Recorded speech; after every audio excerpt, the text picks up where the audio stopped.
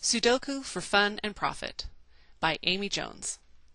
This is a presentation I did for the George Fox University Toastmasters on December 5th, 2006 on my special 2 techniques that I use in solving beginner and intermediate Sudoku puzzles.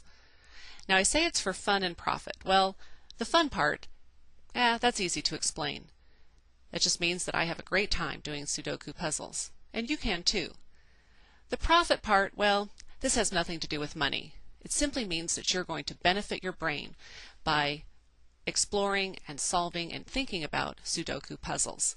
Studies have shown that by doing brain teasers, crossword puzzles, and puzzles like Sudoku, you can keep your brain and cognitive juices flowing for many years, well into your later life. Before I share my 2 special tips and tricks, we need to understand the Sudoku board and how the game works. First, we'll be referring to one of the 81 squares on the board as a square. We'll be looking at columns and also rows. Each 9-block grid here, separated by the dark black lines, we will call a box. Now the rule of Sudoku says that you'll put one of each of the 9 digits 1 through 9 in each square in the boxes.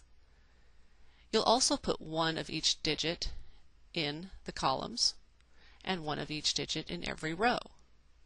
For example, I have 9 ones sitting here.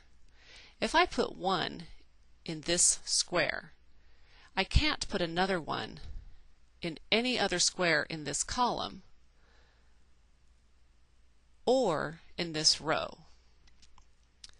I can also not put this one in any of these squares within this box. Anywhere else is fine, just not inside this box, this column, or this row.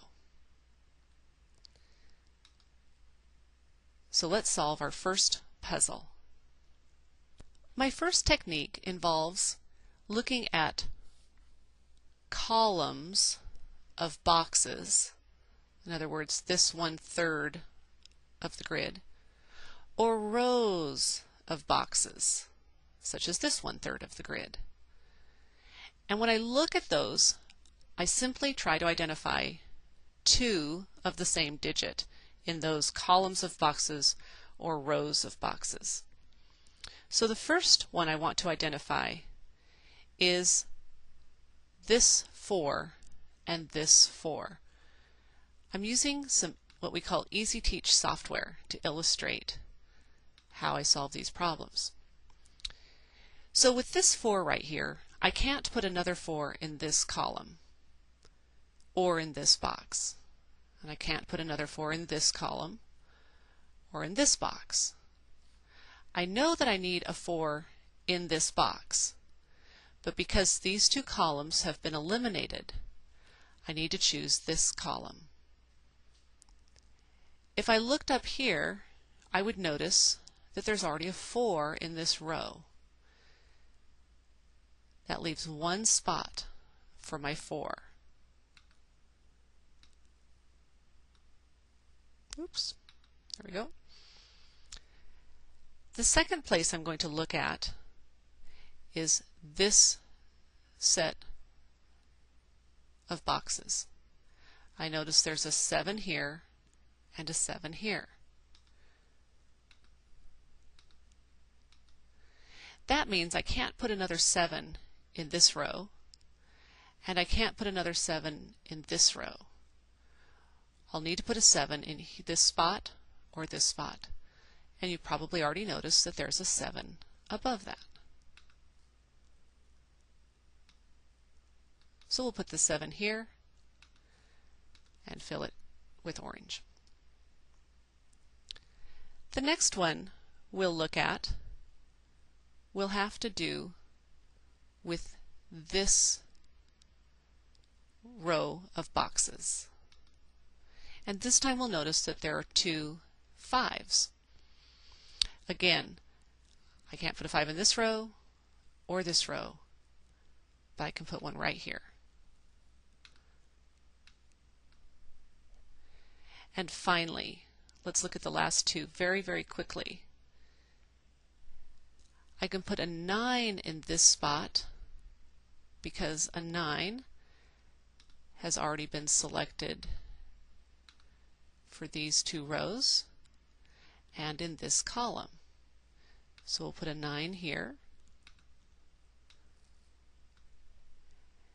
And the last one we'll do is look at these three and focus on the 2's.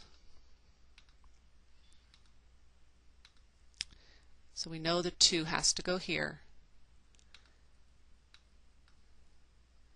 So that's my first technique, and I can fill in quite a few squares that way. In fact, there's more on the board that you can see probably right now. So my second technique involves looking at boxes or columns or rows that have 5 or more digits in them. In this column, we have 5 digits. So what I want to do is see, first of all, what are the other digits that we need to fill in, and are there any that we can fill in right away? For instance, the number 1 can't go here or here because there's already a 1 in this square. 1 could go here or here, and it's hard to tell from these rows which one would be best. So we'll hold off on the 1, but we know there's going to be a 1 in this one. We can set it aside.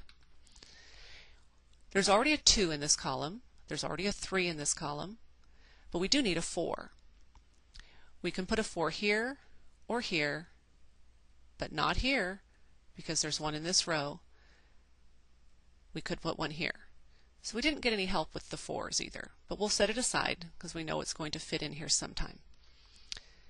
The next one we'll look at, of course, is 5, and it's there. The 6. The 6 cannot go here or here because it's already there. Can the 6 go here? Yes. Or here?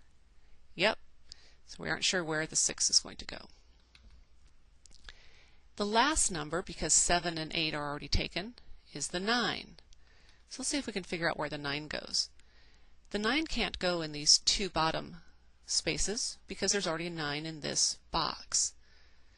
9 could go here or here, but our row shows us that there's already 1 in that row, which means the only place for the 9 to go is here. And if you remember, 1 could not go here or here, and there's only 1 spot left for the 1. Now how about that 4 and that 6? Well, the 4 can't go here, but it can go there. Couldn't go there. Oops, there we go. Couldn't go here because of the 4 there, and that leaves this for the 6. Now this square right here, this box right here, has all but 2 filled in. So chances are pretty good that we can figure out what goes there. I just start counting through. There's the 1, the 2, the 3 can go here or here.